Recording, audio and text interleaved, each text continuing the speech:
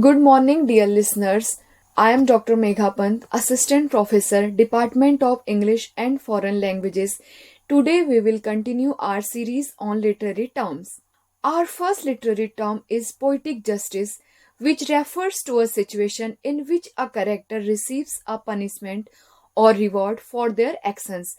This concept is often used in literature to provide a sense of closure and moral balance. Poetic justice can take many forms, such as a villain receiving a punishment directly related to their wrongdoings, a hero receiving a reward commensurate with their bravery or selflessness, or a character experiencing a reversal of fortune fitting for their actions. The term poetic justice was first coined by the 18th century English writer Thomas Rhymer, who used it to describe the way literature often provides a sense of moral balance and justice. Examples of poetic justice can be seen in many works of literature, such as Shakespeare's Macbeth, where Macbeth's downfall is a classic example of poetic justice. He rises to power by murdering King Duncan, but ultimately loses everything, including his life, due to his guilt. Our next literary term is poetic license.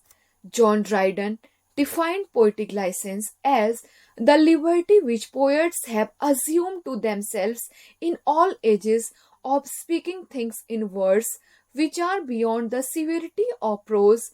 In simple words, it refers to the freedom that writers, poets, and artists have to deviate from conventional rules, norms, and facts in order to create a specific artistic or literary effect. One famous example of poetic license includes Shakespeare's use of anachronisms and historical inaccuracies in his plays. Moving on, our next term is protagonist. The protagonist is the main character in a story, play, or novel. They are often the hero or anti hero of the story and are typically the character with whom the audience identifies or sympathizes. Well known protagonists include Hamlet in William Shakespeare's Hamlet and J. Gatsby in F. Scott Fitzgerald's The Great Gatsby. Next literary term is pseudonym. A pseudonym is the name assumed by a writer, often intended to prevent their identification as the author of a work. Two or more authors may work together under one pseudonym, or an author may use a different name for each genre they publish in. Famous examples of pseudonyms include Alice Bell for Emily Bronte, Currer Bell for Charlotte Bronte, and Axon Bell for Anne Bronte. Next we have pun. A pun is a play on words that exploits multiple meanings or sounds of words to create a humorous or clever effect. Puns typically involve homophones, homographs, or double meanings.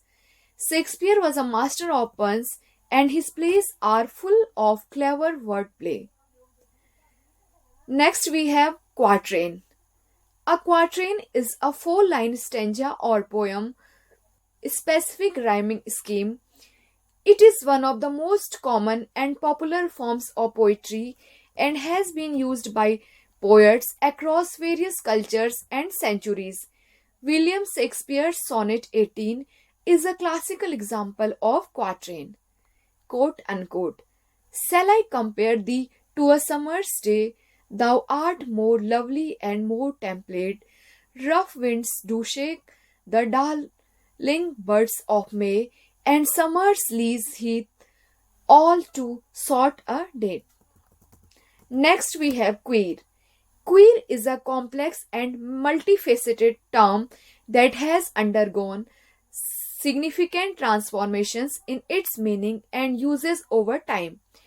Originally, queer meant strange, but in the late 19th and early 20th centuries, queer was used as a derogatory term to describe people who are perceived as sexually deviant or non conforming. Today, queer is often used as an umbrella term to describe people who identify as lesbian, gay, bisexual, transgender, non binary, and other non heterosexual identities. Our next term is refrain. A refrain is a repeated line, phrase, or section of a poem, song, or musical composition. It is typically used to emphasize a theme or idea, create musicality and rhythm, and provide structure and unity. We can see refrain in the Rime of Ancient Mariner by Samuel Taylor Coleridge.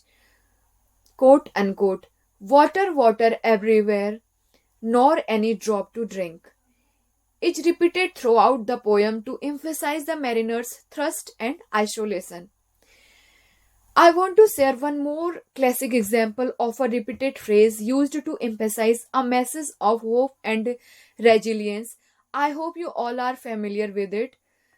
We shall overcome, we shall overcome, we shall overcome someday. Finally, we have resolution. In literature, the resolution is the conclusion or outcome of the plot. It is the point where the conflict is resolved and the story reaches its climax. Types of resolutions include happy endings, tragic endings, ambiguous resolutions, and open ended resolutions. The tragic ending of Romeo and Juliet in William Shakespeare's Romeo and Juliet is a classic example of resolution. Our last term is Roman éclat.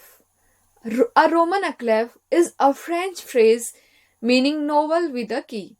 It refers to a narrative in which real persons are portrayed under fictional names.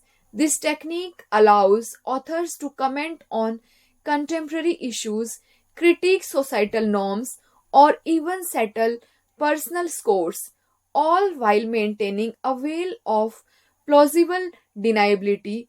Examples of famous Roman éclat are Madame Bovary by Gustave Flaubert is a pioneering work of realist literature. It was inspired by a real-life adultery scandal in rural France.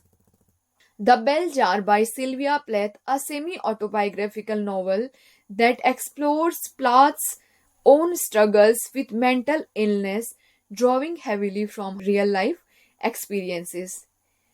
Thank you for listening.